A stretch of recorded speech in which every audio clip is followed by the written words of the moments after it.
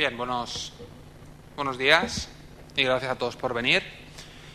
Bien, a mi derecha tengo a Rubén Esteve, que es un ingeniero superior en informática, que estudió aquí en Valencia y sacó los estudios en esta casa, en esta escuela, en el año 2006. Y desde nada más acabar, ¿no? Te fuiste aproximadamente, hace ahora 5 o 6 años, ¿no? Me has comentado. No, estuve aquí primero trabajando en Valencia. Estuvo un periodo aquí trabajando, pero ahora 5 años decidió pegar el salto y se fue a trabajar a Londres. Y desde aquel entonces está trabajando allí, ha trabajado en varias empresas, os va a comentar con más detalle, y actualmente se encuentra trabajando en una televisión que quizás algunos conozcáis, que se llama Sky, que es una empresa bastante potente en nivel inglés. Bien, como os he comentado, nos va a contar sus experiencias personales, cómo funciona el mercado laboral en Inglaterra, cómo encontrar trabajo, las ventajas y desventajas de trabajar allí, y digamos las comparaciones con respecto al mercado español. En fin, yo creo que es una charla muy interesante, complementaria en cierta manera a las charlas que solemos hacer en la escuela, ya que nos muestran un poco el mercado local. Hoy tenemos la fortuna de Rubén, nos va a detallar un poco cómo funciona el mercado en Inglaterra. Y, en fin, agradecerle a Rubén la generosidad de perder tiempo de sus vacaciones, porque en realidad está aquí de vacaciones y le hemos secuestrado y le hemos obligado casi a venir aquí a compartir su experiencia, y la verdad es que ha sido muy, muy generoso, muy amable. En fin, gracias de nuevo y te dejo. A ti. Gracias. Bueno, en primer lugar quería decir que la presentación es en español, no es en inglés, a pesar del título que podéis ver en la pantalla, aunque sí que lo que he hecho ha sido dejar bastantes términos y conceptos en inglés, porque yo creo que incluso luego si lo utilizaréis en el futuro, por ejemplo, para buscar trabajo fuera o eso, creo que pues ya tenéis el vocabulario, además que son términos muy sencillos. Entonces, bueno, la estructura de la charla es muy, muy simple. De hecho, bueno, yo os invito que no toméis notas ni os apuntéis webs y eso, porque luego supongo que pasarán las transparencias. Entonces es más interesante, si tenéis inquietudes o alguna duda, pues que la apuntéis y luego al final pues las... ¿Cómo? Va a estar colgada en la página web. Entonces, digo, porque va a haber muchas webs, a lo mejor algún dato aquí y eso lo vais a tener, no vale la pena. Y como veis, la agenda es muy simple, simplemente haré una introducción un poco para presentarme o qué he hecho y quién soy. Y luego explicaré un poco, desde mi punto de vista, ¿no?, qué hay que hacer para buscar trabajo allí o cuáles son las mejores opciones. Al fin y al cabo es simplemente una opinión, eso no significa que sea la mejor opción, nada es blanco o negro, eso ya depende de vosotros, el camino que queréis seguir, o cada uno es diferente, la suerte. Pero bueno, esto que voy a contar no es solo mi experiencia, también de otra gente que conozco, también gente española que conozco allí, que de hecho he preguntado también para poder hacer esta charla, porque cada uno tiene su pequeña historia. Y entonces lo contaré en dos apartados, uno para recién graduados, que a lo mejor la mayoría de gente que está aquí está en esa situación, y luego para gente que ya tiene algo de experiencia, que seguramente seréis vosotros dentro de poco. Entonces, como veréis, las dos están muy interrelacionadas. Y luego, como parte final, explicaré un poco, a lo mejor, qué hacemos por allí en las empresas en general, si hay alguna diferencia con España o no, y un poco, a lo mejor, el sector en que me muevo. Entonces, para empezar, sí que me gustaría preguntar a vosotros, o que levantéis la mano de los que estáis aquí, ¿quién se ha planteado irse fuera a trabajar o le gustaría? Yo creo que todo el mundo, menos alguien. Bastantes. Bueno, y de los que habéis levantado la mano, ¿quién realmente tiene ganas de irse fuera a trabajar porque realmente tenéis esa inquietud o curiosidad y no por la crisis y el paro? Bueno, ha bajado un poquito, pero tampoco mucho, o sea que eso es bueno.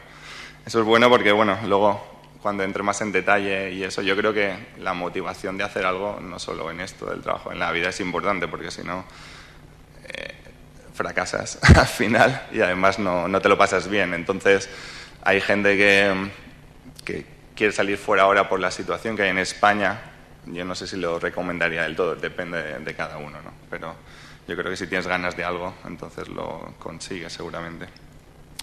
Bueno, como una pequeña presentación, aunque César ya lo ha comentado, yo estudié en lo que era la Facultad de Informática en su momento, en el año 99, y luego ya me puse a trabajar en el 2005 con prácticas de empresa, en una empresa que se llama Dimensión Informática, que hoy en día fue absorbida por Indra.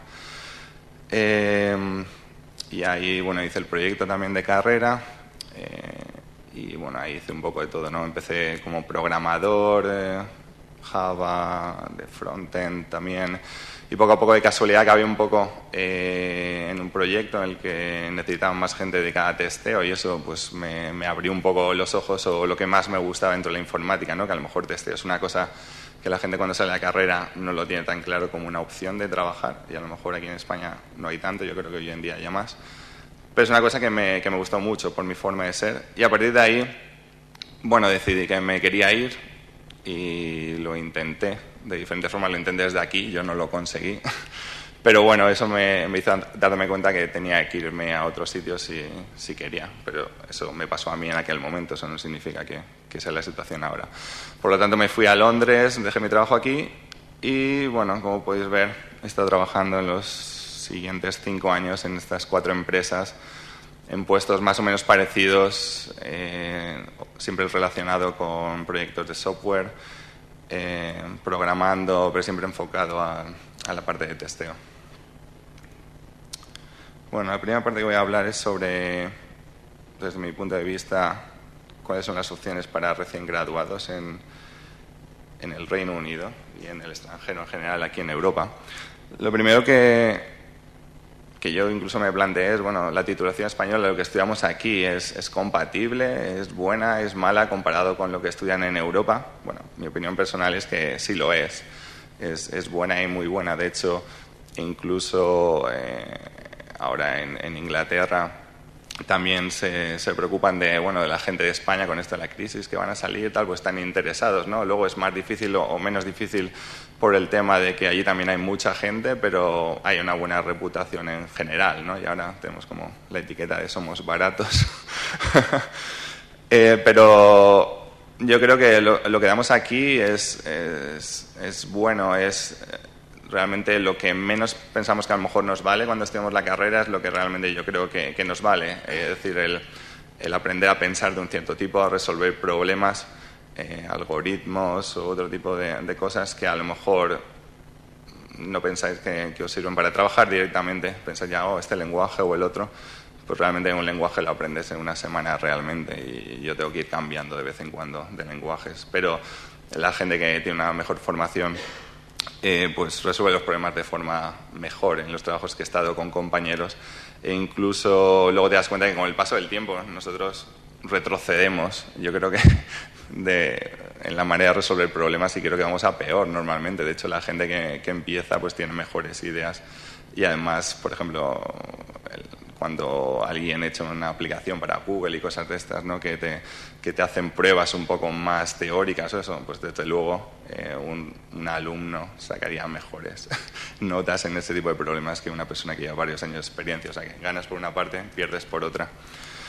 En ese sentido, yo no tuve ningún problema con mi titulación cuando fui allí. Es cierto que no conocían exactamente, en mi currículum tuve que poner que era un máster, aunque no lo era. Ahora, con el nuevo plan de Bolonia, ¿no? Yo creo que es mucho mejor, porque ya tenéis una titulación que es compatible, creo que a nivel europeo mundial, y lo entienden, ya no tienes que mentir un poco en el currículum qué es lo que has hecho. En cuanto al nivel de inglés, es otro de estos mitos. Evidentemente pues hay que saber inglés, si no, no vas a poder hacer entrevistas o coger una llamada. Pero yo lo que quiero transmitir es que no hay que saber tanto inglés como la gente se piensa. Si vosotros tenéis una buena base de inglés del instituto, de aquí, si habéis seguido en academias o demás, no hay problema. De hecho, luego hay mucha gente que está trabajando allí que su nivel de inglés simplemente es suficiente para trabajar, y lo que importa es lo que aportas. Es cierto que cuando eres graduado pues no tienes la experiencia, entonces a lo mejor tienes que aportar un poco más de inglés, pero si no lo pruebas o no intentas hacer alguna llamada, alguna entrevista, nunca vas a perder ese miedo, ¿no?, a hablar inglés. Bueno, aquí hablaré un poco cómo saltar al extranjero sin tener experiencia previa, que es una cosa yo creo que difícil. Tampoco quiero aquí engañar a la gente, porque normalmente, igual que aquí hay muchos alumnos, pues en el Reino Unido también. Entonces las empresas siempre dan un poco de prioridad, ¿no?, a las empresas que están, a las universidades que están allí, simplemente por un tema de cercanía y porque los procesos al principio son largos, ¿no? Entonces la gente pues está en sus casas, puede gestionarlo. Pero estas opciones que pongo aquí son las opciones que yo veo, seguramente hay más, ¿no? Una opción es pues lo que hice yo, ¿no?, hacer prácticas en España, coger experiencia y luego intentar dar el salto porque es un poco más fácil. Me pregunto, bueno, ¿es bueno trabajar sin cobrar? ¿Vosotros qué pensáis? ¿O lo aceptaríais? Levantad la mano si lo aceptaríais. ¿No? Esa es la respuesta correcta. O sea, por poco que hagáis hay que cobrar, porque si no eso demuestra que la empresa no os toma en serio, no, realmente no están viendo un valor, simplemente es un uso. Normalmente las prácticas son encaminadas a que acabéis trabajando en la empresa, entonces si no se toma en serio desde un principio, sea más o menos dinero, yo creo que no es una opción seria y de hecho es ilegal, por lo menos en el Reino Unido, no sé si en España lo es.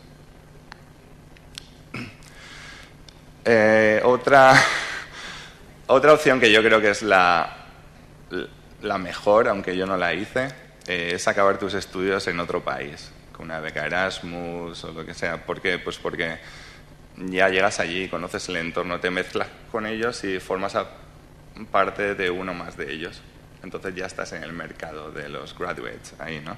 Te pondrán igual de condiciones que el resto de alumnos. Y como ejemplo en concreto, en Holanda, que es uno de los países que voy a hablar también en esta charla, no solo del Reino Unido, pues cuando acabas te dejan un año estar allí hasta que encuentras tu primer trabajo. Otra opción, si no te quieres ir fuera, es aplicar los programas de las grandes empresas, que son los únicos que se pueden permitir a lo mejor enviar a gente a Madrid para hacer unas series de entrevistas, procesos y demás. Pues bueno, hay gente que lo consigue y otras que no, pero es una opción. Igual yo no la conozco demasiado porque no la hice. Y luego participar en proyectos similares de empresas que a lo mejor no tienen por qué ser más grandes, pero de países que tienen un especial interés en alumnos de extranjeros, como es el caso de Holanda. Porque Holanda es un país que tiene también bastante trabajo, sobre todo en Ámsterdam, pero no tiene suficientemente gente para cubrir los huecos. Entonces el gobierno pues facilita la contratación de extranjeros y bueno, hay otras empresas que pueden tener un cierto interés especial, por ejemplo, que necesite a alguien que sepa español, por ejemplo, podría ser. ¿Qué hacer allí? Bueno, simplemente para encontrar las empresas, hoy en día ya no es en plan de ir andando por la calle y voy a tocar en la puerta, desde luego, eso ya no existe. Entonces todo es a través de LinkedIn, que es una herramienta muy poderosa hoy en día, Google, páginas de búsqueda de trabajo que veremos más adelante. Y luego en concreto para graduates están estas 3 webs, que de hecho me las recomendó una agente de Londres. Bueno, aquí voy a intentar abrir una para hacer un ejemplo. No sé si se abrirá directamente.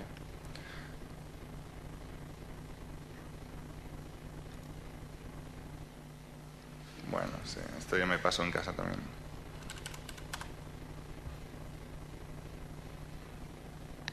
De hecho, la información que os voy a contar yo seguramente es mucho menor que toda la información que podéis encontrar en estas webs.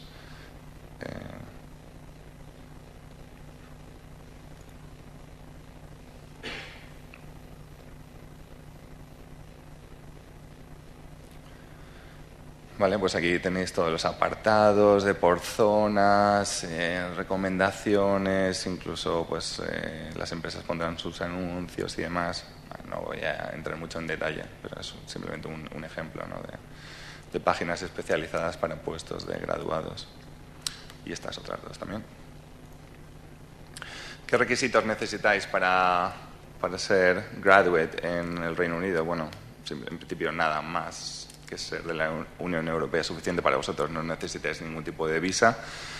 Luego, normalmente lo que piden, aunque nada es obligatorio al 100%, ¿no? Es tener un degree con una calificación 2A1.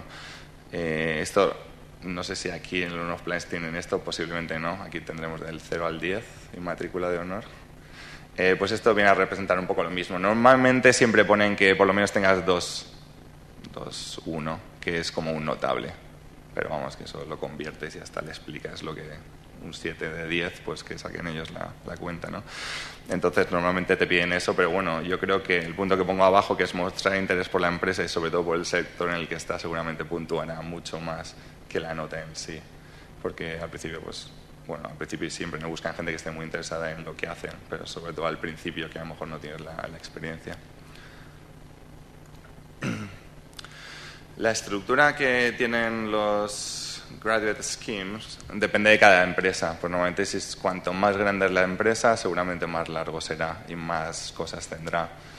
¿Qué es mejor o peor? Pues depende ya de cada uno lo que más le guste, si echa muchas, si la que salga. Yo estoy de la opinión que a lo mejor al principio, pues cuanto más grande sea la empresa, mejor. Pero por otra parte, a lo mejor aprendes muy rápido, mucha experiencia en otra y tienes suerte, no sé, de pertenecer a ella. Depende de la empresa, suelen ser periodos largos, como he dicho. Una cosa muy interesante es que intentan que te formes rotándote por diferentes equipos para que tengas diferentes puntos de vista y no quedarte ya estancado desde el principio. Y la finalidad, por supuesto, es seleccionarte y ofrecerte un contrato, porque si no, al fin y al cabo es una pérdida de tiempo para la empresa también. En cuanto a beneficios, suelen ser parecidos a los que tienen los trabajadores permanentes en las empresas. El mismo número de vacaciones, gimnasio, depende de la empresa. A veces tienes que esperar 5 meses para tenerlos. Y los salarios, como pongo ahí, pues son los más bajos que os podéis encontrar allí en el mundo de la informática, pero van de un rango de entre 18.000 libras a 25.000 libras. Por poneros un ejemplo, como aquí 22.000 libras al año son 1.482 al mes en limpio. Aquí tengo 3 empresas, las 2 primeras he trabajado en ellas, la siguiente es Google. Entonces quería enseñaros un poco un ejemplo. Por ejemplo, esta es la primera empresa que trabajé, que la recomiendo mucho, la verdad. Y hay bastante gente española, además, trabajando aquí. Por ejemplo, veis aquí, pues aparte de que tienen sus puestos de trabajo normales, tienen una parte para graduates. Si me bajo el PDF, pues bueno, lo voy a resumir un poco, pero simplemente está contando pues que hay diferentes meses en los que hay que echar la solicitud, qué vais a hacer, qué beneficios vais a tener, como os decía aquí, el número de vacaciones, gimnasio, revisión de salario cada 6 meses, y luego pues al final del proceso pues se tomará una decisión si continúas en la empresa. Ellos hacen un contrato ya permanente o no. La otra es Sky, que es más grande. En Sky, por ejemplo, la diferencia que a lo mejor puede tener con otras empresas que tienen departamentos de gente que solo trabaja con graduados, porque es más grande. De hecho, hacen como seleccionan a mucha gente, luego no todos se quedan y están, creo que durante unos meses incluso, creo que cobran. Y hacen como una especie de campamentos en el que, bueno, hacen diferentes ejercicios y demás. Y al final acaban teniendo una experiencia en los equipos, van rotando de unos equipos a otros para saber cómo trabajan, ¿no? Y lo que hacen es pues no estar demasiado tiempo. Aquí, por ejemplo, veis esto del Software Academy que os comentaba. Bueno, como veis aquí, pues hay 4 semanas de entrenamiento, luego 6 meses de proyectos. Y luego creo que esto es, si continuaréis, pues sería, creo, el tipo de puesto que conseguiríais y demás. ¿Vale? ¿Alguna duda hasta el momento de alguien? No. Y el de Google, pues como seguro que lo habéis mirado ya todos, pues ese no lo enseño. Pero bueno, un poco más grande. Otras consideraciones es que que se me ocurren es ¿qué tipo de empresas buscan graduados? Yo, por ejemplo, la primera impresión que siempre he tenido es que solo empresas grandes, que son las que se lo pueden permitir. Pero he hecho un poco de investigación también y estoy un poco equivocado, porque también para otras empresas como startups y cosas de esas a veces les puede resultar una manera barata y muy rápida de conseguir gente buena y empezar, ¿no? Entonces ya depende de vosotros a qué tipo de empresas que os gusten o que vaya acorde a lo que sois vosotros, pues debéis echar. De hecho, el año pasado en el Reino Unido habían 60.000 puestos de trabajo para graduados, no solo de informática, esto es de todo el país. Solo 16.000 eran de empresas grandes, blue chip, y 44.000 de pequeña y mediana, small, medium, el sector público, charities y startups. Luego otro tema es, ¿qué es más importante, el currículum o la carta de presentación, cover letter? Yo pienso que al principio en este tipo de puestos es la cover letter, desde luego, porque el currículum pues no va a estar muy lleno, evidentemente, entonces ahí sí que hay que dedicar un poco más de tiempo a contar por qué realmente quieres trabajar en la empresa y demás. Hay 1000 webs para elegir el mejor formato y demás. Yo al final, después de 1000 webs, de 1000 cosas que os voy a contar hoy, al final hago lo que me nace y ser uno mismo es lo mejor, porque al final si no, en 1 o 2 semanas van a saber cómo eres. Entonces, cuanto antes lo sepan, mejor, ¿no? Así que es cierto que hay pequeñas cositas de que no hacer y demás para pasar ciertas barreras, pero yo la verdad que no me obsesionaría con todo eso, porque luego la gente que lee los currículums no es tan profesional normalmente para seguir todas esas pautas realmente. Quizá a lo mejor cuanto más grande la empresa, pues sí, ¿no? Pero no necesariamente. Luego, ¿qué contar en esa carta? ¿Focalizarlo a lo que puedes ofrecer a la empresa o esa pequeña tentación que siempre tenemos de un poco suplicar por una oportunidad, ¿no? Siempre gracias, gracias. Es lo primero realmente, porque no te van a hacer un favor porque sí, realmente una empresa te contrata porque puede haber un beneficio, a lo mejor no ahora, pero pronto, ¿no? Entonces hay que enfatizar realmente qué podéis aportar a la empresa. ¿Qué es mejor? ¿Hacer muchas solicitudes o pocas y mejor preparadas? Bueno, no hay ningún mal en echar muchas, pero las que se pongan en serio, yo creo que vale la pena para graduados dedicar tiempo y hacer investigación de la empresa, qué hacen, qué no hacen para demostrar interés, porque si no, no vas a poder competir con los demás, ¿no? Y luego un punto que yo siempre me he planteado es, ¿hay que ser selectivo con el primer trabajo o no? Porque yo no lo era cuando a lo mejor me fui, ¿no?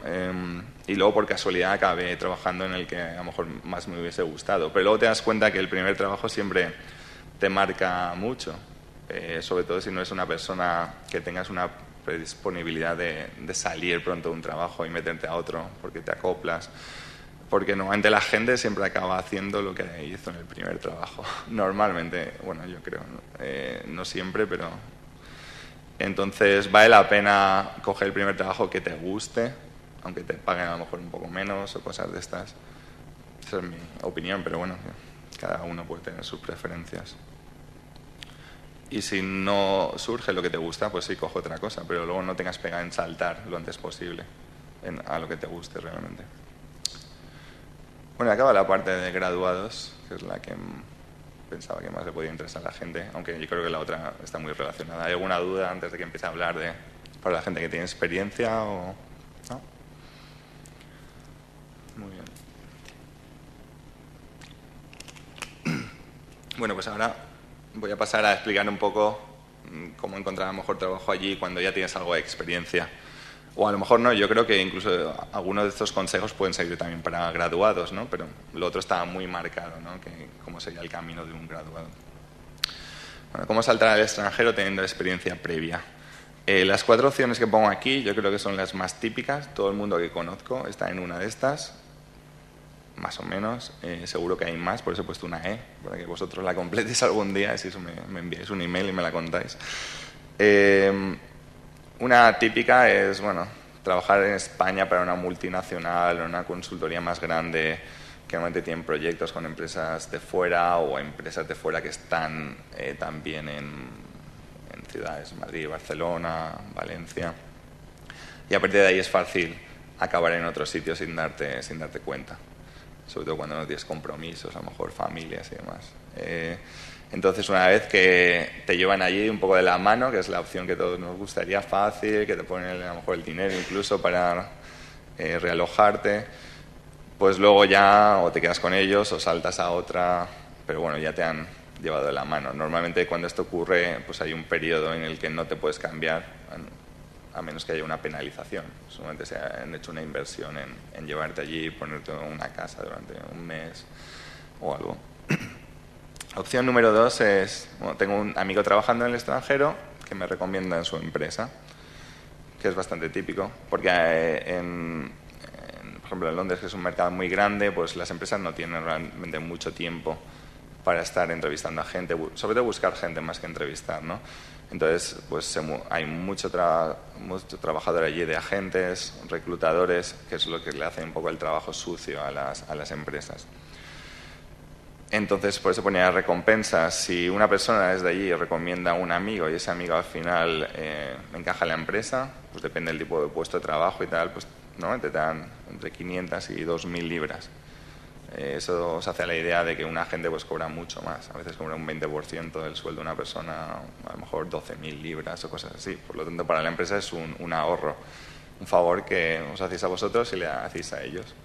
Pero no hay ningún problema con recomendar a alguien que luego acabe siendo malo. Y por eso pongo el punto de antes. Porque los contactos, al fin y al cabo, son el principal enlace para entrar en una empresa. Al final siempre alguien conoce a alguien, recomienda y demás.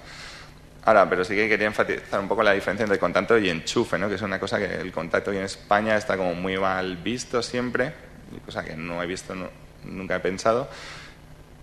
Pero hay una diferencia entre contacto y enchufe, y es que normalmente en una empresa tú puedes recomendar a mucha gente que conoces más, gente que conoces menos, y los conoces más pues harás una recomendación más a fondo o incluso negativa si hace falta, pero luego la empresa se encargará de coger a esa persona o no, si realmente es válida. O sea, que no se contrata a la gente en general, seguro que hay casos aislados, pero no se contrata a la gente simplemente porque es amigo de alguien, porque al fin y al cabo te estás tirando piedras a tu propio tejado, ¿no? Sobre todo en la empresa privada. Si en administración y demás, pues no lo conozco tanto el sector.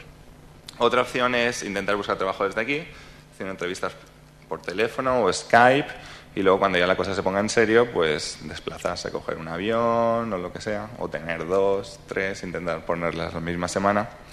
Yo lo intenté, a mí me costó en su momento, pero puede ser circunstancial, puede ser el momento del año, puede ser 1000 cosas. Entonces, está claro que hay que intentarlo desde aquí, ¿por qué no?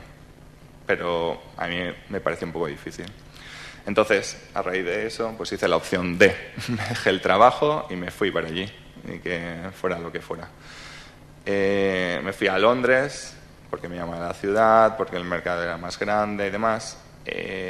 Bueno, ¿cuándo hay que irse? Pues hay que hacer una pequeña investigación. Yo no la hice, tuve el error de irme a finales de noviembre, cuando me dio un poco el venazo. Y en cuanto a búsqueda de trabajo, pues fue un error porque las empresas no estaban contratando en esos momentos. Sí, tuve algún tipo de llamada y demás, pero vamos, hasta que no empezó enero, lo único que hacía era salir de fiesta un poco con la gente que conocía allí. Eso sí, me lo pasé muy bien, pero me entró un poco el bajón, ¿no? De, bueno, ¿aquí qué pasa? Viene aquí, se supone que hay tanto trabajo. Y luego en enero, en una semana y media, pues la verdad es que tuve más llamadas y entrevistas casi que en los 2 meses, obviamente. Y de hecho me puse a trabajar a finales de febrero, creo, de 2008, en ese caso. O sea que las épocas, como pongo aquí, la hot time para buscar trabajo es enero y febrero, después de Navidad, abril y mayo, que es cuando un poco la gente se mueve de las empresas porque se ha acabado el año laboral, también la gente cobra los bonus en algún tipo de empresas y se van. Y en septiembre, octubre, pues no sé por qué, pero normalmente llaman bastante. Igual porque acaba el verano o no lo sé. Pero esos son los 3 momentos en que más movimiento hay. ¿Qué destino elegir? Pues hombre, hay que elegir un destino que os guste, ¿no? Pero si el principal motivo por el que os movéis es trabajar, pues aquí en Europa pues yo recomendaría Londres, Dublín y a lo mejor Ámsterdam. Hay muchos sitios más, pero bueno, son los que más conozco, aunque no haya trabajado en los dos últimos. En Londres, pues evidentemente hay muchísimas compañías y trabajo, a pesar de cuando hubo crisis, pues sí, la cosa bajó un poco y tal, pero en informática la verdad es que tampoco tanto. Y es un mercado muy dinámico, ¿no? Que hay muchas oportunidades de cambio, la gente se cambia bastante, es muy difícil tener a compañeros más de 1 año y medio a veces, a no ser que lleven desde los principios de la empresa y demás. Y bueno, yo lo veo como un mercado de oportunidades. Y luego, pues si te gusta la ciudad, pues está muy bien. A mí me gusta, pues el teatro, deportes y demás, y tienes 1000 opciones. Dublín era otro de los destinos favoritos de todo el mundo, porque, bueno, que es como Londres, pero más barato, o algo así. Tuvo un momento de apogeo con el Celtic Tiger. En su momento, luego llegó la crisis y se fue abajo, tiraron a mucha gente, es verdad, de empresas. Las empresas no se han ido de allí, algunas sí que desaparecieron, pero hoy en día está resurgiendo mucho. De hecho, bueno, recibo bastantes llamadas para ir a Irlanda, a Dublín, y ahí no hay tantas compañías a lo mejor como en Londres, pero hay mucho trabajo y a lo mejor es una ciudad más pequeña, más manejable. Y el nivel de vida que puedes conseguir, a lo mejor trabajando en informática, pues igual es algo mayor que en Londres, también depende de tu sueldo y de tu trabajo y demás. Pero simplemente porque Londres es muy caro con las cosas que hay alrededor de un trabajo, como alojamiento, transporte y demás. Y Ámsterdam es una opción que a veces mucha gente no se la plantea, pero sí que hay muchas compañías, sobre todo en Ámsterdam. El entorno es 100% inglés, el entorno laboral. La gente allí habla un inglés prácticamente perfecto. Y como dije antes, pues necesitan a mucha gente de fuera, porque es un país relativamente pequeño, pero que tiene bastante industria. Entonces, por eso el gobierno ayuda y tiene este plan que es el 30% tax ruling. Esto es una cosa que yo no conocía hasta que me llamaron de una empresa de Ámsterdam. Al final no fui, pero lo que hacen es para incentivar a la gente extranjera que vaya, es que si tú haces entrevistas con una empresa de Holanda y al final te contratan siendo extranjero, aunque hay un rango de negociación con tu empresa, puedes negociar hasta un máximo de un 30% de tu sueldo libre de impuestos, cosa que los holandeses no tienen. Entonces eso puede llegar hasta un máximo de 8 años. O sea que si conseguís un buen sueldo y luego además pues no pagáis el 30% de tasas, pues mejor, ¿no? Pero bueno, que seguro que habéis estado en Ámsterdam la mayoría, así que si os gusta esa ciudad, pues es una buena opción también. Bueno, prepararse para la acción. ¿Qué hay que hacer antes de empezar a buscar trabajo? Bueno, yo creo que LinkedIn es primordial hoy en día. Ya se está convirtiendo en la herramienta más importante de contactos de trabajo. Está un poco sustituyendo incluso a las webs de búsquedas de trabajo, que veremos a continuación. Y sobre todo te aporta un trato más directo con la empresa.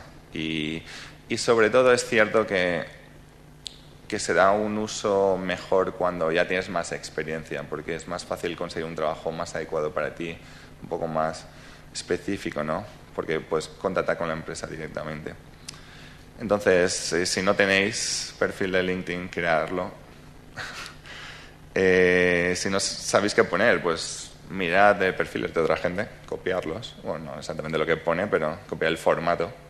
Qué pone, qué no pone. Si no tenéis suficiente nivel de inglés para poner algo que suene profesional, pues mirar frases hechas de otra gente, porque todo el mundo pone prácticamente lo mismo. Así que eso no es ningún problema. Agregaos a grupos relacionados con lo que vosotros hacéis o el lenguaje de programación que conocéis, porque eso os van a enlazar con otra gente, agentes como un Facebook, pero para trabajo. Y también solicitar, cuando ya habéis trabajado y tenéis experiencia, que os hagan recomendaciones en inglés, la gente con la que habéis trabajado en inglés, porque no sabéis dónde vais a acabar. La gente española entiende inglés perfectamente cuando lee, así que ponerlo en español es menos interesante o menos eficiente, ¿no? Porque llegas a menos gente. En cuanto a la carta de presentación, al contrario que decía para un graduate que es importante, para mí me parece un poco normalmente pérdida de tiempo. Ni las miran, a no ser que es una empresa muy muy grande que te la hace poner el formulario, yo creo que tampoco las leen, así que si es obligatoria la ponéis, pero a mi modo de ver no es importante. Y hay 20.000 webs para cómo hacer una carta de presentación perfecta y demás. El currículum. No voy a explicar cómo hacer un currículum en inglés, porque también hay 1.000 webs, 1.000 formatos. Lo que sí que voy a decir, a lo mejor, qué no hacer o cuáles son los errores típicos de gente que a lo mejor, amigos de amigos que me han enviado el currículum porque quieren salir de España y demás, lo traducen directamente al inglés del español, a lo mejor con Google Translate. Y luego hay cosas que van a echar un poco detrás a la gente, y son tonterías, son 4 tonterías, porque es diferente el país, porque tienen otras leyes incluso. Pues por ejemplo, la gente no pone fotos, no pongáis el DNI porque no saben lo que es, la fecha de nacimiento, edad, dirección, raza, religión, nacionalidad, si estáis casados o no, trabajos irrelevantes, como aquí, como si has trabajado en el bar de tu pueblo en verano y cosas así, porque no aportan nada para el trabajo que estáis buscando. Si eres para graduate, quizás, ¿no? Porque a lo mejor tienes que demostrar que podías llevar a gente y tal, porque no tienes experiencia. Los hobbies es un apartado peligroso, depende de quién lo lea, cómo le entren. Yo a veces los pongo, pero depende. Por ejemplo, a mí me encanta jugar al póker, pues los pongo cuando he hecho a empresas de juego, pero no si he hecho a empresas de otro tipo. Es mejor que no lo pongáis, creo yo, y luego así tenéis algo de qué hablar diferente en la entrevista, ¿no? Porque si ya quemáis todas vuestras armas a la primera de cambio, luego nos sorprendéis, ¿no? En las siguientes fases de la entrevista hay un poco ir camelándote, ¿no? A la gente también y sorprenderles. Y luego la educación anterior a la universidad también no vale la pena. Primero, no conocen los institutos de aquí, incluso aunque fuera para trabajos españoles, yo no creo que no aporta nada. Si tú has llegado a la universidad, pues has pasado por el instituto seguramente y tienes la selectividad y eso hecho. No hace falta, porque cuanto más líneas pongas, peor, ¿no? Más les vas a hacer leer y no dedican tanto tiempo. Por lo tanto, yo creo que un sumario al principio también puede ser importante porque les llama la atención, es un poco más personal. A mí me gusta, yo lo tengo, os lo enseñaré ahora. Y luego no poner demasiados detalles repetitivos que has hecho en diferentes trabajos, porque si saben que programas en Java, pues ya lo saben, no hace falta que lo pongas que en este lo hice, en este lo hice, en el otro también. Porque como digo, no se toman más de 2 minutos en leerlo, y yo a veces tampoco me tomo más de 2 minutos en leer alguno. Intento un poco más, pero depende. Entonces, os voy a enseñar el mío, así que bueno, quién sabe.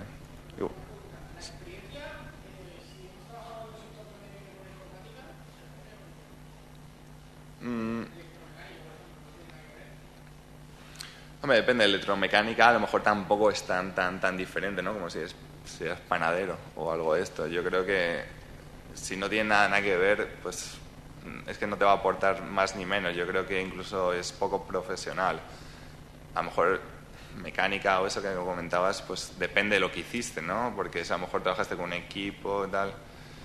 No lo sé, ¿te refieres a mecánico de coches o...? Bueno, sí, igual como es más técnico, pues a lo mejor lo pondría, sobre todo si no tienes experiencia en lo tuyo. Sí, porque como tengas experiencia en lo tuyo, ahí se van a centrar. Incluso lo que has hecho en el último año o 2, no lo que hiciste hace 5 o 6 años. Aunque es una persona que tienes 20 años de experiencia, solo se fijan realmente en lo que hiciste en los últimos 2, 3 años, no más. Porque a lo mejor ya ni te acuerdas, ¿no? Cómo se programa en ese lenguaje, cosas así. Pero, bueno. Si no es muy radical, ¿por qué no? Os voy a enseñar el mío, que ya te digo, ya para gustos, los colores. Lo he intentado hacer cada vez más y más simple. De hecho, no lo tengo actualizado, porque desde que empecé en la otra empresa no he buscado trabajo otra vez. Pero vamos, lo he cambiado 1000 veces, pequeños detalles que pensaba que a lo mejor me podían aportar el ser más simple, ¿no? Pues como veis aquí tengo el nombre al principio, el título del último trabajo, mi perfil de LinkedIn, mi contacto, email y número de teléfono, no necesitan saber más. Y luego, pues en este pequeño sumario cuento un poco pues qué inquietudes tengo, un poco más diferente que simplemente decir que soy programador o soy testeador, ¿no? Pues...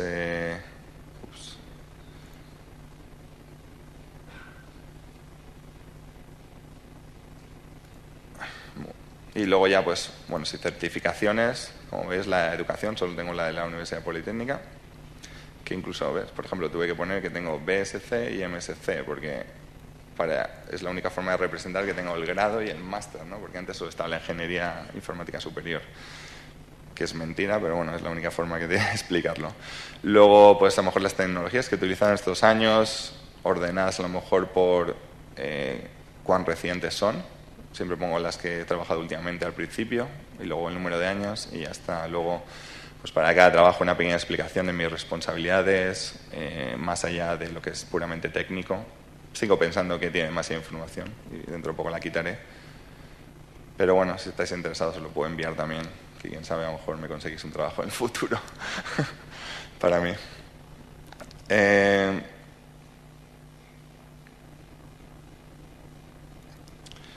Vale, pues eso es lo que tenía que decir del currículum. ¿Dónde y cómo buscar ofertas? ¿No? Porque es lo primero que no sabemos. Hay tanta información, Google y demás, dónde ir. Si conocemos las empresas, pues podemos ir a sus páginas web.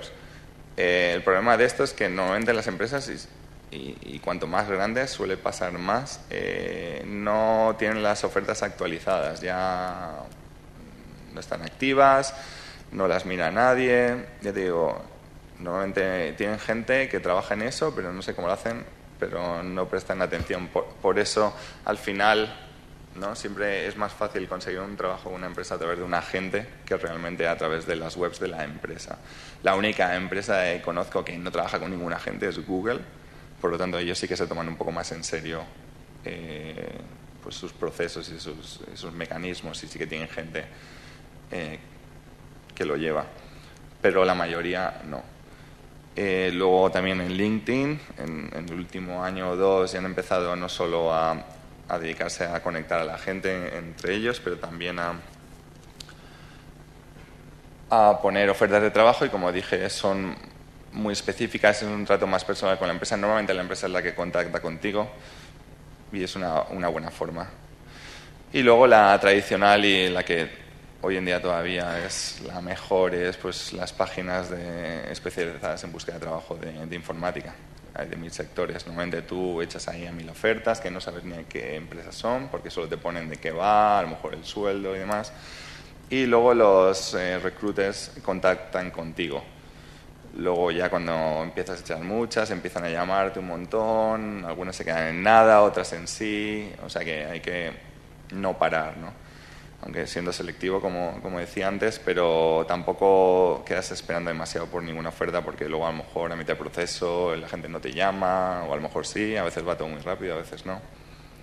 Y otro punto es que os voy a enseñar las webs más famosas, pero con seleccionar una o dos es suficiente, porque los agentes lo que hacen es poner los mismos anuncios en 20.000 sitios para tener cubierto más el campo. Pero las ofertas normalmente son las mismas. A mí muchas veces me ha pasado de echar el mismo trabajo 2 y 3 veces, porque no sabía qué empresa estaba echando, porque no ponen el nombre de la empresa normalmente, porque si tú sabes el nombre de la empresa, pues te vas a contactar con la empresa directamente y ellos pierden el contacto y su comisión.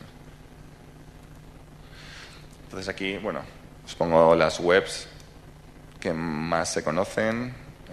CW Jobs es la que yo más utilicé y luego casualmente acabé trabajando para ellos.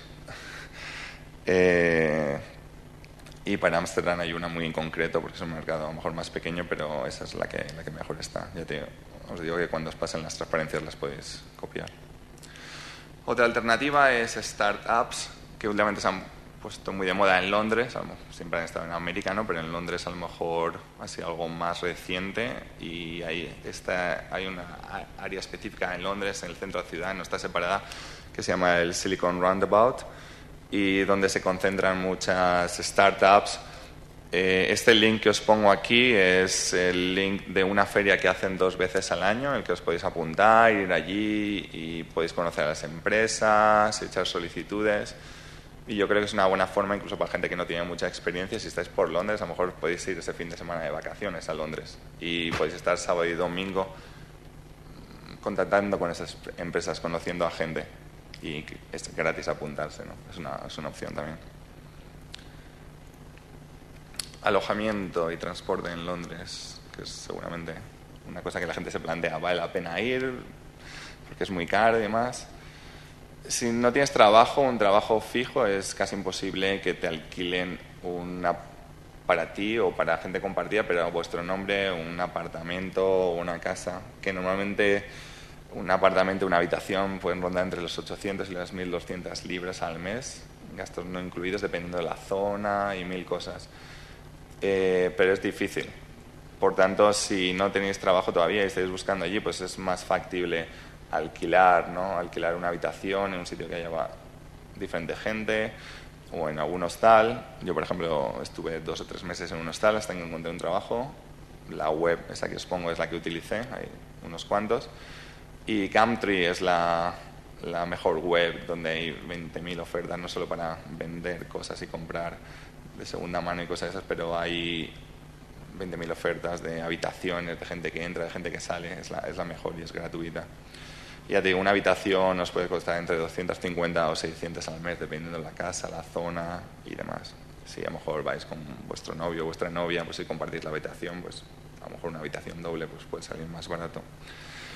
Por otra parte, el transporte en Londres es muy caro, por lo tanto tampoco importa tanto dónde viváis. Eso de, no, es que voy a vivir fuera de Londres, para que el alojamiento sea más barato, pues os vais a gastar la misma diferencia seguramente en transporte, porque a lo mejor el billete de tren a diario cuesta lo mismo. Entonces, si vives fuera es porque te gusta más estar en el campo o porque conoces a algún amigo que está en una localidad aledaña, pero realmente, no digo de vivir en el centro de Londres, pero que va a salir más o menos el precio igual, vivas donde vivas, por este motivo. Bueno, la parte interesante, ¿no? Los salarios. ¿Cuánto pagan? Pues voy a enseñar estas webs que podéis consultar, por ejemplo, que yo creo que son bastante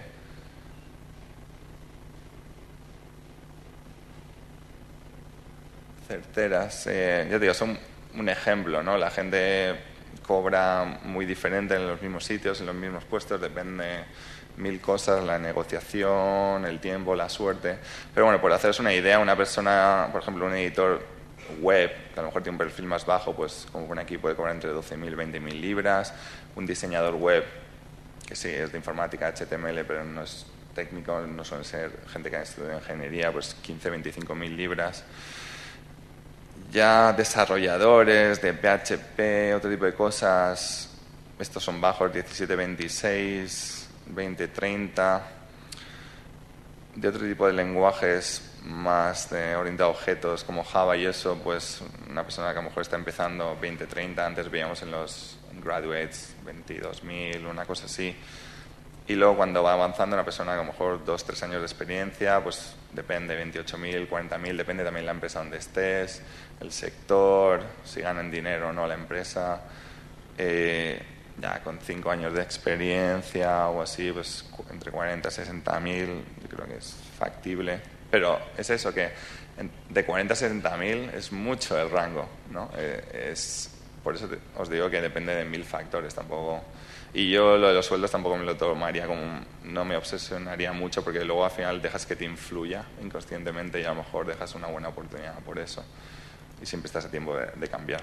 Y luego ya más arriba de 60.000, pues estamos hablando de gente con ya más experiencia o managers o gente muy específica. Porque pueden ir desde esos 80.000 hasta más de 100.000, dependiendo del tipo de trabajo. Pero vamos, esto es de trabajos permanentes, porque luego el trabajo de contratos, como os enseñaré ahora,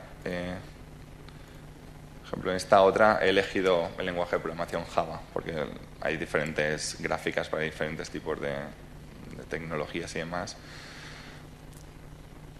Aquí, por ejemplo, como veis en esta primera gráfica, desde el año 2004 hasta ahora, esta es la cantidad de trabajos, ¿no?, que había. Como veis, pues está la época de la crisis, o sea que también hubo crisis en el año 2008-2009. Como veis, la demanda de puestos de trabajo bajó mucho, ahora ha subido, no está tanto como antes. Y bueno, la gráfica es un poco proporcional pues al sueldo también. Cuando hay más demanda, pues los sueldos suben, cuando no hay tanta, pues bajan. Como veis aquí, pues, por ejemplo, un programador Java pues está rondando entre los 40, 60, todo va con la experiencia, ¿no? Pero aquí en la zona baja está menos de 40, pues gente que tiene menos experiencia, ¿no? Y luego, pues, más de 80.000 y tal. Es complicado. Esto es bueno, aquí es simplemente otra gráfica con barras. Para trabajos permanentes. En cuanto a trabajos de contrato, que es la otra modalidad, que trabaja gente sobre todo que tiene bastante experiencia, pues aquí la gente que trabaja por contrato trabaja normalmente por horas o por días. Y aunque parece que cobre mucho, porque como veis aquí pone entre 300 y 600 libras al día, supongo que sea así, daily rate. Es un poco ficticio, ¿no? Porque la gente que tiene contratos tiene que pagar muchas tasas también, aunque luego siempre tienen sus truquillos y demás. Y luego normalmente los agentes, porque necesitas agentes para que te vayan consiguiendo contratos uno detrás de otro, se llevan un porcentaje muy grande. No como cuando tienes un trabajo permanente que te consiguen el contrato, se llevan su comisión y ya desaparecen. Lo que quieren es que te vuelvas a cambiar de empresa para ellos conseguirte otro trabajo, pero en el otro buscan a otro tipo de gente de un perfil de larga duración para contratos. Pero sí que hay gente que puede estar cobrando con mucha experiencia, más años, pues a lo mejor 500 libras o por ahí. Otras consideraciones. Bueno, una cosa que he hablado con mucha gente siempre es, bueno, buscar un trabajo es un trabajo en sí. Hay mucha gente que se va a Londres, estaba aquí trabajando, se queda sin trabajo, se tira 7 horas trabajando de camareros, probablemente porque no tienen dinero para pagar el alojamiento. Parece razonable, pero te estás un poco echando piedras en tu propio tejado. No buscas trabajo bien, seguramente. Estás malgastando las horas en que deberías buscar trabajo en hacer otra cosa, porque por la noche la gente no trabaja, evidentemente. Entonces tarda mucho el proceso. Si tu inglés no es bueno, pero tienes una base, es muy fácil mejorar si le pones empeño con cursos allí, conocer a gente en grupos de intercambio, meetups, libros, televisión y demás, pero hay que ponerle ganas. Como un comentario de forma de motivar a la gente, porque la gente pues le entra el bajón muchas veces si no tiene suerte, ¿no? Si piensas que algo es difícil, piensa que si lo haces al poco tiempo te das cuenta que hay mucha gente como tú allí. Entonces, porque cuando salimos pensamos, o yo pensaba, no, parece que haces algo súper especial, tal, haces una cena con los amigos para despedirte, como si te vas al fin del mundo, y luego llegas allí y hay 20.000 como tú, que por otra parte está bien, porque te sientes más arropado y también te puedes ayudar con la gente unos a otros. Y luego, como último punto, también analizar cuáles son vuestras posibilidades, vuestro presupuesto y cómo sois vosotros, ¿no? Aquí estáis dispuestos a decir que sí o no. Porque si vais a ir a pasarlo mal, pues para mí eso no es un éxito, sino un fracaso. Pero bueno, siempre está uno a tiempo de volver, como se dice. Otra cosa que es muy típico es que cuando empezáis a hacer entrevistas y parece que lo tengáis y tal, no bajéis la guardia, porque en un mercado tan grande incluso puedes perder una oportunidad simplemente porque te sabe mal decir que no a una empresa o cosas así. Incluso aunque hayas firmado el contrato se puede cancelar en cualquier momento. Y sobre todo al principio, que tienes un periodo de prueba, porque a lo mejor tenías 2 empresas, una te encantaba, pero no saber de ellos en el último mes. Y justo cuando firmas un contrato con la otra, te llaman de la que te gustaba. Ni canceles el que acabas de firmar, ni dejes de estar con la otra. Tienes que ser egoístas en ese sentido. Es como los futbolistas, ¿no? El futbolista, yo creo que es la metáfora, yo la utilizo siempre como referencia. Los futbolistas es un ejemplo para... Es como son trabajos tan cortos en su vida, ¿no? Explotan todos estos procesos que nos cuestan durante años, ellos lo hacen en muy poquitos años y con agentes y demás, ¿no? Pues yo creo que hay que fijarse en los futbolistas como referencia. Luego, a mí personalmente, trabajar con gente de otras culturas y haber trabajado en empresas fuera y demás, pues yo creo que te abre la mente, piensas de forma diferente, es una experiencia positiva y que a mí me ha llenado, ¿no? y me ha divertido. Si me hubiese quedado aquí, pues a lo mejor también, no lo sé, pero bueno, no lo hice. Y luego, bueno, como... Parece una tontería, pero a mucha gente influye. Recuerda que vayas donde vayas, seguramente lloverá más que aquí. Y me refiero a la lluvia, no me refiero a que lloverán palos ni nada, porque hay gente que, bueno, realmente lo del tiempo y sobre todo añoranza a la familia pues les influye más que a otra, y realmente es un punto importante, no es una tontería. A lo mejor ahora pues no lo piensas, pero luego cuando pasa un tiempo pues te puede influir realmente. Y no sé si me estoy pasando un poco de tiempo, pero puedo continuar o... Sí. Y la última parte de la que iba a hablar, que va a ser más rápida, porque no venía a hablar de esto principalmente, pero bueno, es un poco contar a lo mejor mi experiencia, lo que hacemos allí y demás, pero no muy en detalle. En general, la mayoría de empresas en el Reino Unido son empresas agile, o están cambiando todas a agile, tanto grandes como pequeñas, con excepciones de bancos o el sector público, que son a lo mejor los sectores que más se resisten al cambio, ¿no? Y porque los bancos, por ejemplo, tienen unos programas y unos algoritmos muy antiguos de trading que no los pueden cambiar, porque ese proceso de cambio es caro, pueden perder mucho dinero por medio, pero a la larga, pues a lo mejor pierden, ¿no? Y hay otros bancos que sí que lo están haciendo en paralelo. En comparación con España, porque yo siempre también pues, me intereso, ¿no? Con la gente que he trabajado, que algunos trabajan aquí en España y demás, sí que hay empresas que son agile, yo creo que hay menos que más. Las empresas grandes sobre todo no lo son, todavía esto no ha llegado, solo las que están empezando, las a lo mejor startups y cosas de estas que se lo creen más, sí, porque al fin y al cabo hay que convencer, ¿no? A la persona que pone el dinero de que esto funciona, pues es más difícil, ¿no? Y a lo mejor, yo creo que por el norte de España, Madrid y Barcelona, pues sí que hay bastante, incluso por el sur de España también. Aquí en Valencia a lo mejor lo conozco menos, a pesar de que conozco a gente, pero porque yo creo que en Valencia, a lo mejor estoy equivocado, pero hay todavía muchos proyectos enfocados a la administración. Y eso lo cambia todo, es un juego totalmente diferente, ¿no? A mí por eso nunca me ha gustado mucho trabajar para la administración, a pesar de que en mi primera empresa lo hice y me lo pasé muy bien, aprendí un montón, pero porque los criterios son diferentes. A veces una razón política hace que un proyecto se tenga que acelerar o parar, no es realmente un tema de calidad. Bueno, yo como me dedico un poco al testeo, pues eso me importa bastante. Si una empresa tiene sus departamentos informáticos dentro de la empresa, ellos gestionan los tiempos en relación a lo que realmente les aporta y no por otros temas, porque si una persona está al mando, es un político y se va a ir, pues le va a importar poco cuando se vaya cómo se va a quedar el proyecto.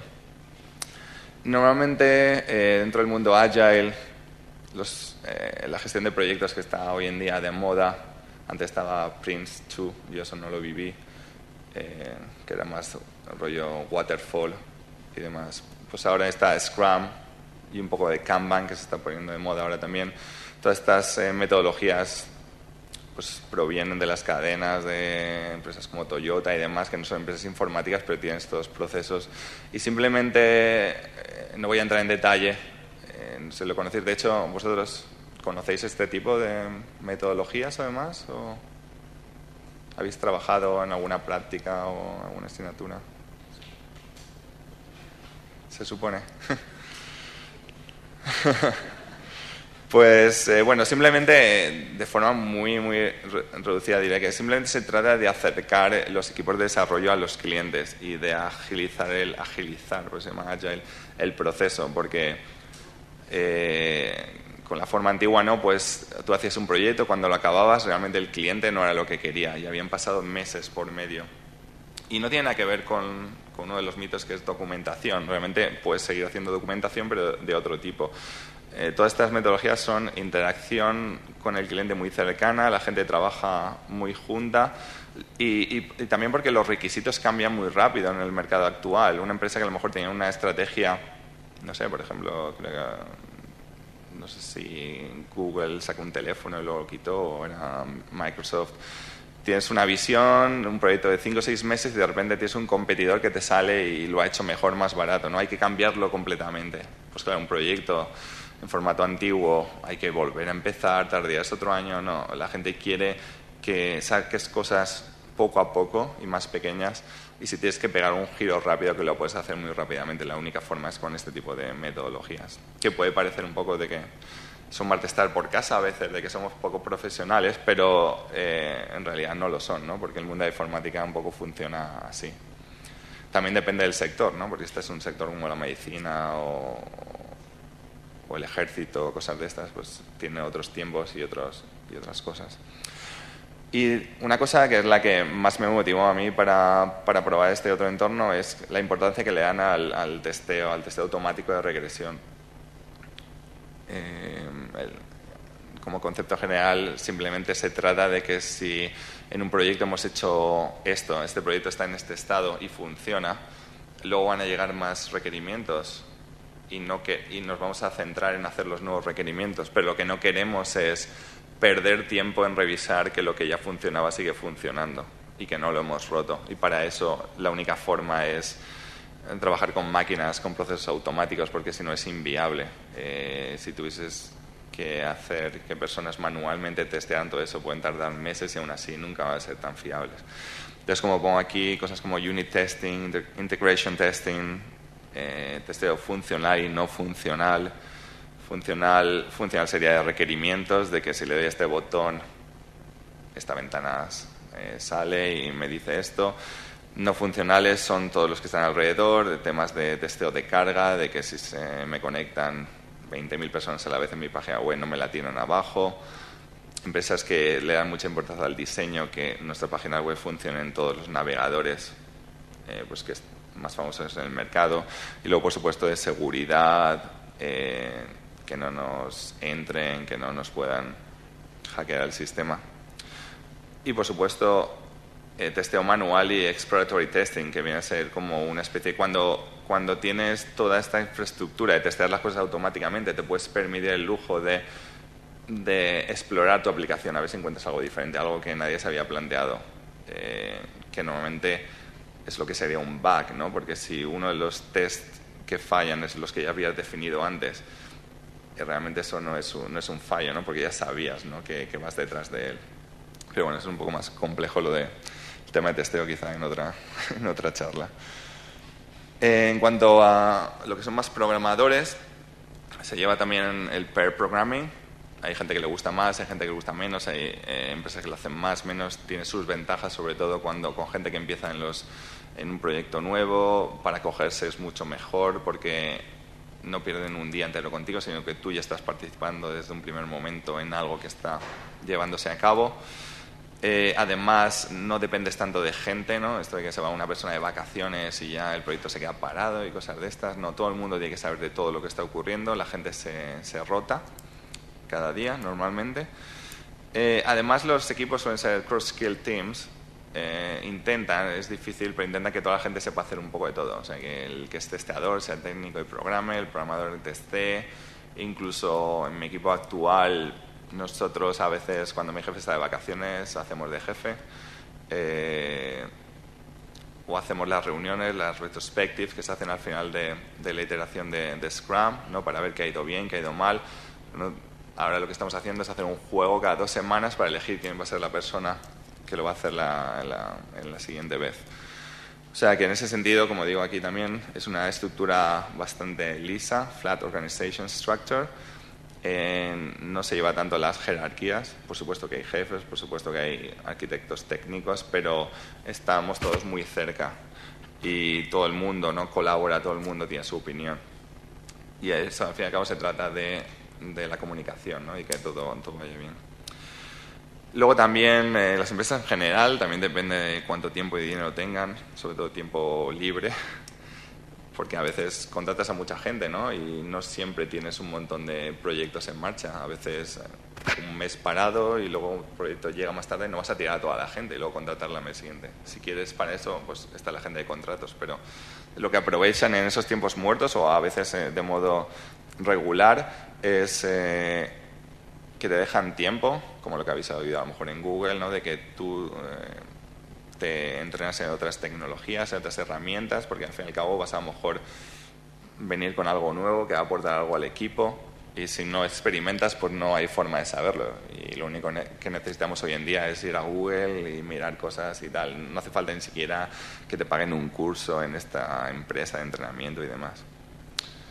Y luego normalmente también hay bastante interacción en cuanto a equipos, de que hacen presentaciones para si alguien ha descubierto algo lo comparte, porque a veces lo que ocurre muchas veces es que estás en 2 equipos y estás resolviendo el mismo problema. Entonces eso realmente es una pérdida de dinero para la empresa. Si alguien ya lo ha hecho, pues aprovechar de que estás dentro de la misma empresa. Luego, temas culturales y curiosidades. En general, casi todas las empresas, yo todas las que he trabajado, también es verdad que a lo mejor las busco un poco, la vestimenta es muy casual, pues en vaqueros, incluso la gente inglesa es un poco así. Puede ir va con la bicicleta, llegan con el casco a la oficina, con los shorts, a veces ni se los quitan en una reunión, la gente puede ir descalza. Y es un poco así, no hay problema. Lo que le importa a la gente es lo que haces en el trabajo realmente y no tanto la imagen, por lo menos los departamentos de informática, aunque luego la empresa sea grande. Sí que es cierto que en ciertos bancos o consultorías de finanzas, pues eso todavía sí, tienes que ir un poco mejor vestido. Por ejemplo, por poner un ejemplo, ThoughtWorks es una de las consultoras, yo creo, más importantes del mundo hoy en día y son completamente agile. La gente, ya te digo, va en zapatillas, si tienes suerte, seguramente. Una cosa que me gusta de trabajar allí es el buen balance que hay entre trabajo y entretenimiento. Seguramente trabajamos menos horas que en España y no es un mito, ¿no? Que a lo mejor, no sé, a lo mejor pueden ser más eficientes allí. Es cierto que no tienes a tu jefe encima todo el día, te dan libertad porque confían en ti y tú solo debes gestionar tu tiempo que tienes que hacer las cosas y divertirte. Si a mitad de trabajo no estás con alguien y te quieres ir a tomar café o algo, pues no hay problema. Y eso hace que la gente se vuelva más responsable de forma automática, de modo que a veces cuando hay que quedarse porque hay un problema te quedas con una sonrisa realmente. Entonces eso, pues normalmente siempre en las empresas va a haber algún tipo de juegos, billar, incluso a veces consolas y demás. Es bastante típico, áreas de relax. El profesional de informática es bastante respetado cuando hay reuniones y hay un problema y decimos que no se puede sacar este proyecto porque esto va a reventar por todos lados, pues normalmente los directivos y tal se lo creen y nos respetan. Los horarios suelen ser flexibles, aunque trabajamos normalmente de 9 a 5 y media, una cosa así, con una hora para comer. Pues hay gente que tiene que llevar los niños por la mañana, puede entrar una hora más tarde, salir una hora más tarde después o más pronto, dependiendo. O sea que la gente es bastante flexible. Y luego una cosa que sí que es una de mis pasiones es que tú eres dueño de tus vacaciones y sobre todo si vives en el extranjero pues quieres tener flexibilidad, ¿no? Para volver a visitar a la familia. No te obligan a cogerte un mes entero ni cosas de estas, porque cogerte 3 días en enero, 7 días en marzo. A ver, depende también de la fase del proyecto y demás, pero normalmente no se acaba el mundo si no hay suficiente gente para hacer algo. La gente simplemente se espera y ya está. El mundo no se acaba mañana normalmente. Y luego yo creo que siendo extranjeros, una cosa que uno se pregunta siempre cuando va es, bueno, me voy a sentir aislado, se van a reír de mí porque no hablo inglés bien. La verdad es que no, es todo lo contrario. Se respeta mucho a los extranjeros. Hay mucha gente allí en Londres, evidentemente, pues la gente está acostumbrada.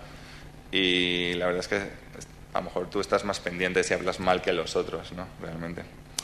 Y luego la parte de socialización es muy importante en el Reino Unido, ¿no? Hay muchos eventos, muchas fiestas. Normalmente las empresas, cuando las cosas han ido bien, pues a lo mejor sacan el equipo de cena, un poco para hacer grupo, ¿no? Muchas veces te contratan una vez que sabes lo mínimo para ese puesto de trabajo porque encajas en el grupo, ¿no? Y eso es importante. Hay mucha cultura de luego quedarte después del trabajo, el típico pub.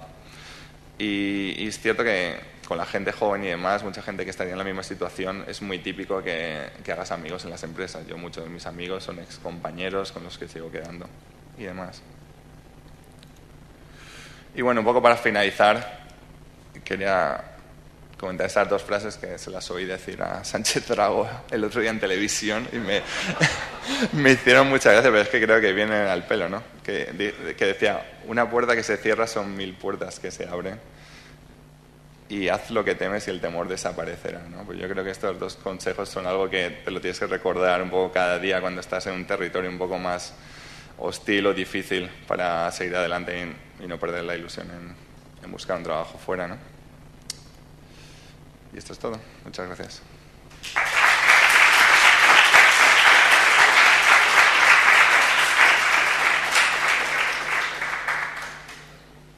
Pues si alguien tiene alguna pregunta o...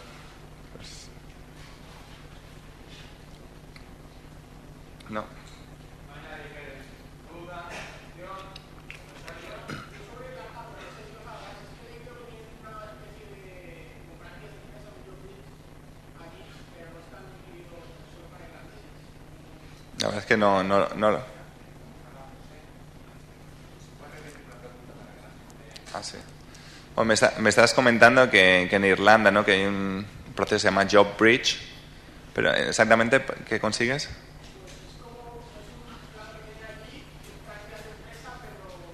Ah, vale, como que la verdad es que lo desconozco. Pero bueno, seguramente sepas tú más de él.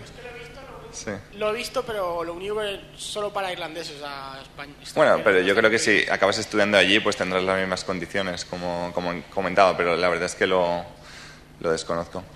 De todas formas, si la gente tiene dudas más adelante, o igual, quién sabe, en 1 o 2 años, cuando realmente a lo mejor es cuando tenéis ganas de moveros algo, bueno, aquí tenéis mi email, que no lo cambiaré seguramente, y mi perfil de LinkedIn, así que me podéis enviar cualquier duda o consulta en cualquier momento.